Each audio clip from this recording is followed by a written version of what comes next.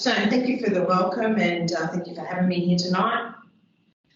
Aldridge and Commissioner of Corrective Services was a complaint heard by the New South Wales Administrative Decisions Tribunal, the ADT, of discrimination in employment on the grounds of race. Mr Richard Aldridge was a Kamilaroi man and a senior Aboriginal employee of the New South Wales Department of Corrective Services, working as the Aboriginal Project and Policy Officer in the Aboriginal Resources Unit, the ARU. Imperative to the role was Mr Aldridge's Aboriginal standpoint and cultural knowledge. Mr Aldridge was leading the work to implement the recommendations of the Royal Commission into Aboriginal Deaths in Custody, RCIADIC. He complained about his treatment by the Assistant Commissioner, Mr Ronald George Woodham, including Woodham removed him from his position. Mr Aldridge's complaint was successful, but the department successfully appealed to the Administrative Decision Tribunal appeal panel. In rewriting this judgment, we acknowledged from the beginning the inherent difficulties of this work because of the very different foundational thinking that informs the Anglo-Australian legal system as compared to the worldview that founds Indigenous knowledges, philosophies and laws. It was imperative for us as critical race theorists to centre race in our examination. CRT is largely untapped in Australian research, particularly legal research. Distinguished Professor Bailey Morton Robinson's 2007 paper, Witnessing the Workings of White Possession in the Workplace, Lisa's testimony, significantly influenced our approach to rewriting Aldridge. Morton Robinson ultimately asks, why do most people believe that racism does not exist and most Indigenous peoples believe that it does? Following Morton Robinson's work, we were prompted to engage deep critical analysis of the evidence and reasoning in the judgments by examining what was said and by whom and what remained unspoken. Our reinterpretation privileged Indigenous voices, thereby changing whose voices are central in the narrative, bringing vital attention to what is said and to what was not said in the original judgments. Richard Aldridge's case remains one of the few workplace racial discrimination cases litigated by an Indigenous person in Australia, and like most, it was unsuccessful. The lack of success is notorious as complaints of race discrimination are extremely difficult to prove. In part, this is because it is a specialist complex jurisdiction that works largely through a self-help system. Even lawyers struggle doctrinally with these laws and thereby can create problems in the jurisprudence through poorly drafted claims. But more fundamentally, the lack of successful claims in this jurisdiction is a consequence of deficiencies in how anti-discrimination laws are defined and interpreted, and the lack of racial literacy, that is, an understanding of what racism is not, and how race works, or the willful ignorance not to know. Mr Aldridge's case exemplifies Indigenous employees' experiences of racism in the public service, which do not emerge in isolation, but reflect historical institutional policies, practices and hierarchical racial power relations. By applying reasoning that was conscious of the systemic influence of race in the Department of Corrections, we were able to read events purposefully and in context to consider how racism may have influenced the culture, policies and practices of the workplace. That is, by centering race in our analysis, we could reinterpret the events in light of Mr Aldridge's knowledge and lived experience of racism, so that his experience mattered. Woodham appears to have construed Mr Aldridge as a problem to be fixed. This is evident from many facts in the case.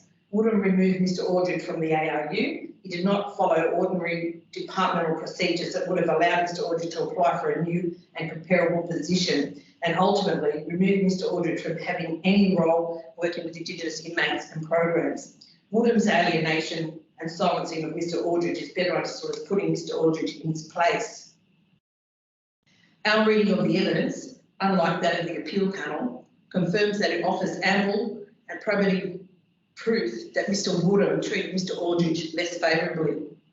Our judgment also examines the totality of the evidence for proof that Mr Aldridge was treated less favourably because he was an Aboriginal person. That is because of his race. An issue the appeal panel omitted to explore. We reinterpreted the events by putting them in context to bring the department's dynamic of institutionalised racism to the foreground. The RCIADIC was an important part of this context, and a key deficiency of the original and appeal judgments was the failure to consider the significance of the RCIADIC to Mr Aldridge's work in the department.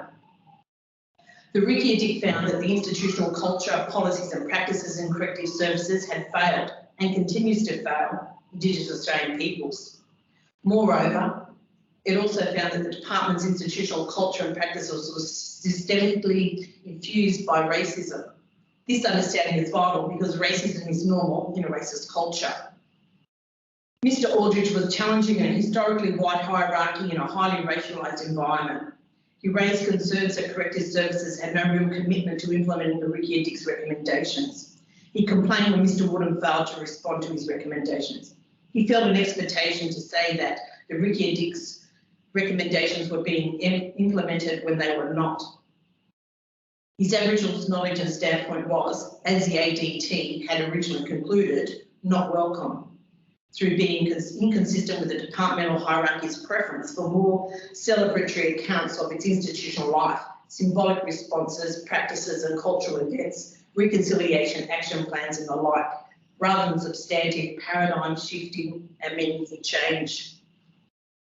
Mr Aldridge and his attempts to challenge this institutional culture were silenced and rendered inert, and he was painted as a problematic and deviant within the department. We brought focus to this context by following a purposive and contextual analysis to give sharp relief to the racist differentiations applied to Mr Aldridge, the accumulation of daily experiences of disrespect, humiliation, rejections, blocked opportunities and hostilities, and to the cumulative impact upon him as an Aboriginal employee of everyday and structural racism. This reasoning also revealed the cause of Woodham's aggressive rejection of Mr Aldridge's standpoint as an Aboriginal man. Mr Aldridge was challenging the department's dominant white culture. He was bringing Indigenous knowledge and perspectives to the fore on how to design and implement strategies to protect Aboriginal inmates within the corrective services system. That is, all of Mr Aldridge's actions were ways that he asserted his indigeneity. Mr Woodham persistently responded by applying racial differentiations to Mr Aldridge. Woodham marginalised and alienated him and sought to represent Mr Aldridge as deficient, the problem and deviant within the institutional culture. At every turn, Woodham excluded Mr Aldridge's attempts to work from his standpoint as an Aboriginal man. Mr Aldridge's race, his Aboriginality was the reason Woodham treated him as he did. Despite Mr Woodham's aggressive behaviour and reputation, and what we understand as his race discrimination against Mr Aldridge, he was elevated to the role of Department's Commissioner the same year that the appeal panel made its final decision. Perhaps this is not surprising, as the appeal panel's judgments speak to the power of a common law to re-narrate a story to uphold dominant interests and privileged white perspectives and power.